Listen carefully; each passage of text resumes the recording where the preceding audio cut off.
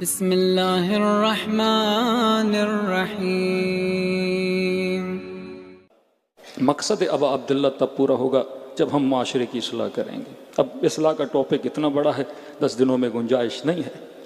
معصوم فرماتے ہیں سفرے پہ بیٹھتے ہو کھانے کی اصلاح، کاروبار کرتے ہو بزنس کی اصلاح، لباس پہنتے ہو کپڑے کی اصلاح، نگاہ ڈالتے ہو نگاہوں کی اصلاح، کلام کرتے ہو کلام کیسا کرنا چاہیے اس کی اصلاح، کانوں سے آوازیں سنتے ہو کون سی آوازیں سننی چاہیے اس کی اصلاح، معاشرے میں دوست بنانا ہے کس کو دوست بناؤ اس فکر کی اصلاح، لوگوں کے لیے سوچتے کس طرح ہو تمہارا طرز فکر کیا ہے اس کی اصلاح۔ اب یہ چیزیں ہم اپنی جیب سے نہیں نکالتے۔ ایون آپ معصومین کی دعائیں پڑھیں، آج کچھ دعائیں میں نے نکالی ہیں کیونکہ شب دعا ہے۔ معصوم فرماتے جب دعا بھی کرو تو دعا میں بھی معصوم لفظ اصلاح کو استعمال کرتے۔ پہلی دعا اللہم اصلح لی دینی، اے خدا میرے دین کے اندر میری اصلاح فرما۔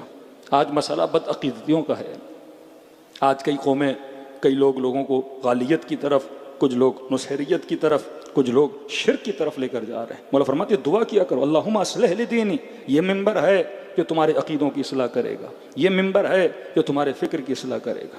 چھوٹی چھوٹی عمر کے ذاکر پنجاب میں آ جاتے ہیں ممبروں پہ، کبھی کوئی حضرت جبرائیل کی توہین کر رہا ہوتا ہے۔ اللہ نے قرآن میں علل اعلان لعنت بھیجی ہے کہ جبرائیل کے دشمن پہ لعنت، اے محمد تیرے دشمن پہ لعنت۔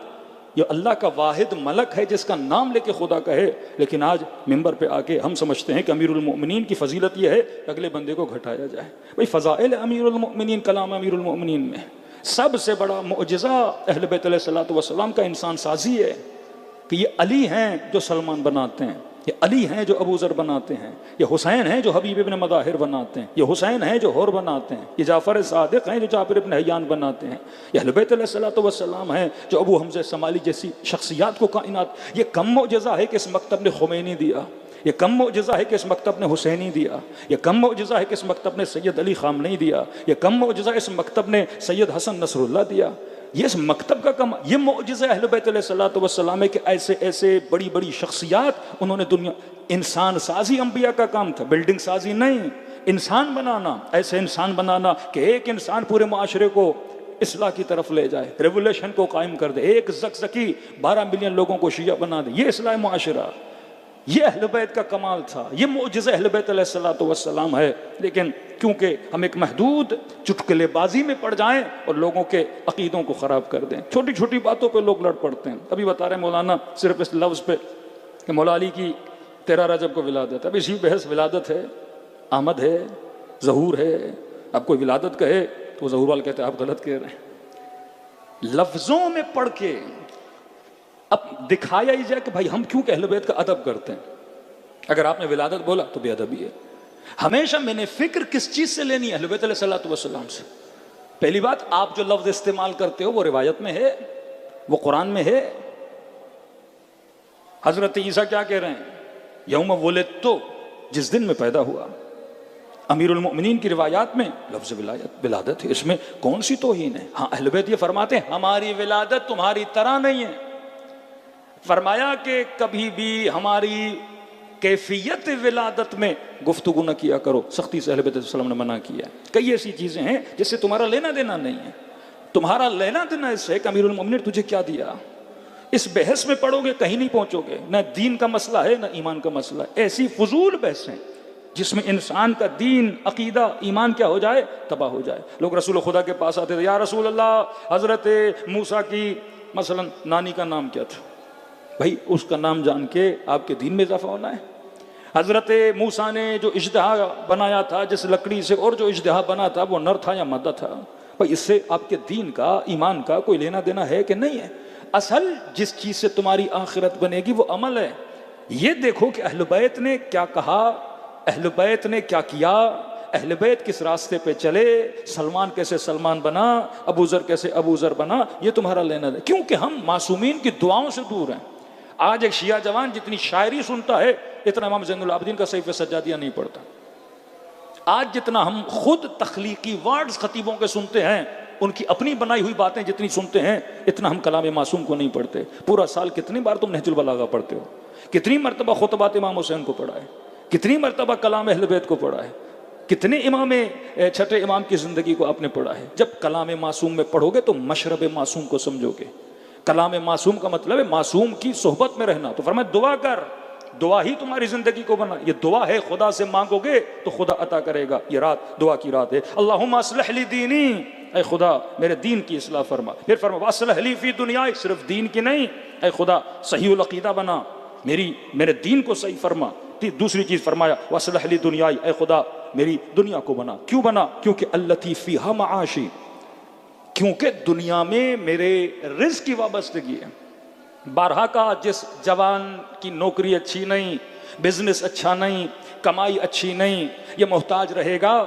یہ ریلیشن ہے, پھر اس کا دین بھی صحیح نہیں رہے گا. یہ صبح سے شام تک اگر رزق و روٹی کے لیے پریشان ہے, اس کا دین بھی خراب ہو جائے گا. فرمایا اے خدا میری دنیا بھی صحیح فرما, کیونکہ میری دنیا سے کس کا تعلق ہے؟ میرے معاش کا تعلق ہے. ربنا آتنا فی الدنیا حسنہ وفی الآخرۃ حسنہ. یہ کمال قرآن ہے. جتنی مرتبہ قرآن میں لفظ آخرت, اتنی مرتبہ لفظ دنیا آیا. مطلب تم نے ایکول ہو کے چلانا ہے. مومن کی دنیا بھی اچھی ہونی چاہیے, مومن کی آخرت بھی اچھی ہونی چاہیے. یہ الگ ٹاپک ہے. نظام دجال کیا ہے؟ وہ صرف کہتا ہے دنیا بنا.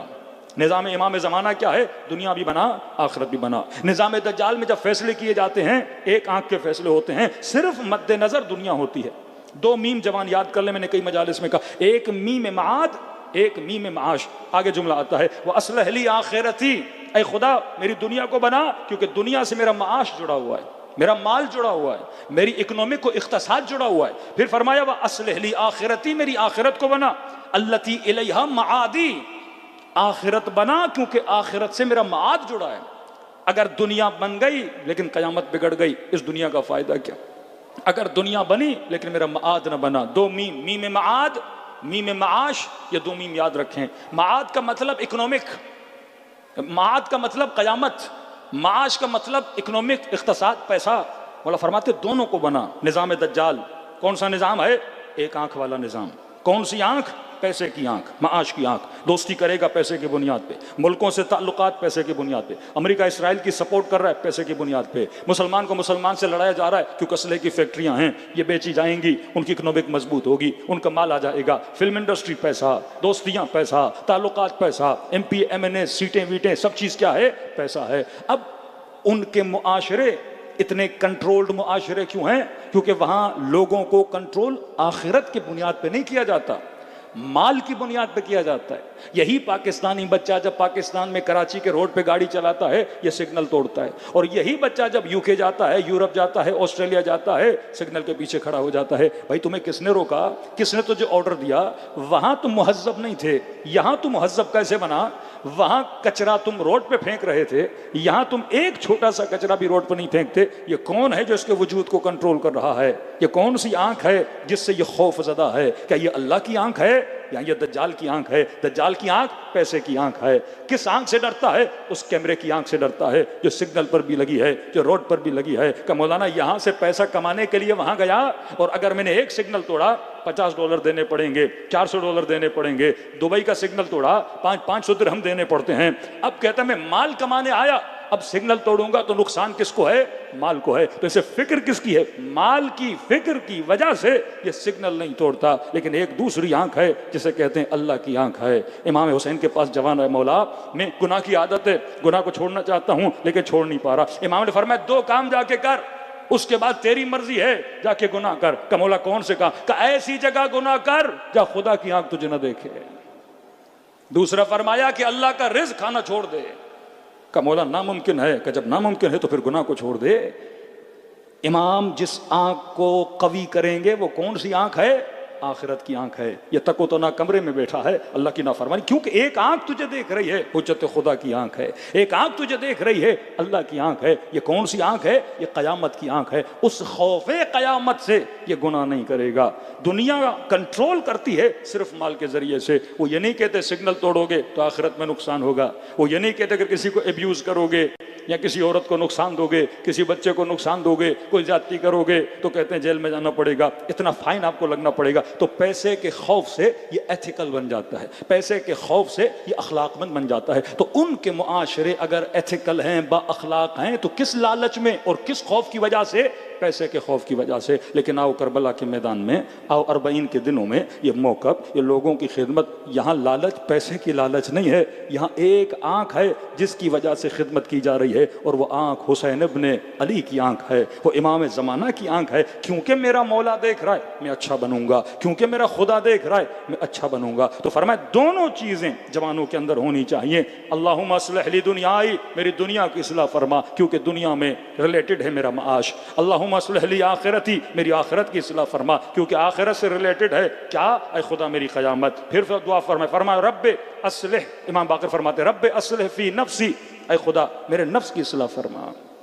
اصلاح نفس، کربلا اصلاح نفس کا نام ہے۔ ہر بنا کیونکہ ہر نے اپنے نفس کی اصلاح کی، زہیر بنا کیونکہ اپنے نفس کی اصلاح کی، بے انہا اہم الانفس، کیونکہ کائنات کے سب سے اہم ترین نفوس میں سے اگر کوئی نفس خدا نے بنایا ہے اہم، وہ یہ نفس ہے۔ فرما اس کی اصلاح فرما۔ پھر فرماتے ہیں اصلح لی اہل بیتی واصلح لی ذریتی، پانچویں امام، اے خدا میری ذریت، میری نسل کی اصلاح فرما۔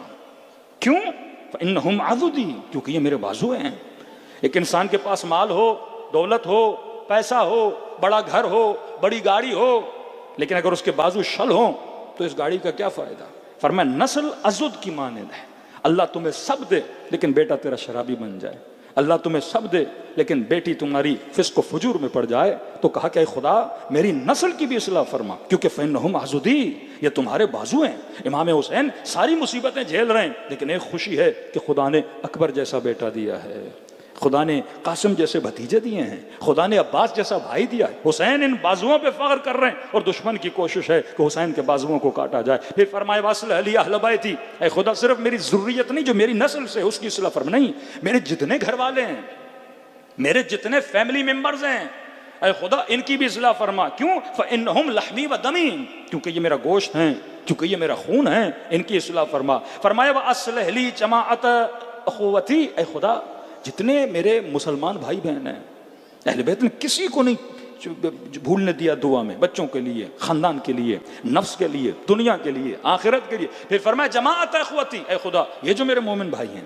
یہ جو میرے شیعہ بھائی ہیں، یہ جو میرے مسلمان بھائی ہیں، ان کی بھی کیا فرما؟ اصلاح فرما۔ فرمایا فإن صلاحهم صلاحی، کیونکہ اگر ان کی اصلاح ہوئی تو ان کی اصلاح سے کسے فائدہ ہے؟ مجھے فائدہ ہے۔ اگر میرے معاشرے میں کوئی شرابی گھوم رہا ہے تو اس کا نقصان مجھے ہے۔ کہ مولانا مجمع میں موبائل چوری ہو گیا تو ایک چور اگر تمہارے بیچ آ جائے تو نقصان کس کا کرتا ہے؟ وہ تمہارا کرتا ہے۔ تو فرمایا اگر اس کی صلاح ہو گئی تو اس میں کس کی صلاح ہے؟ تمہاری صلاح ہے۔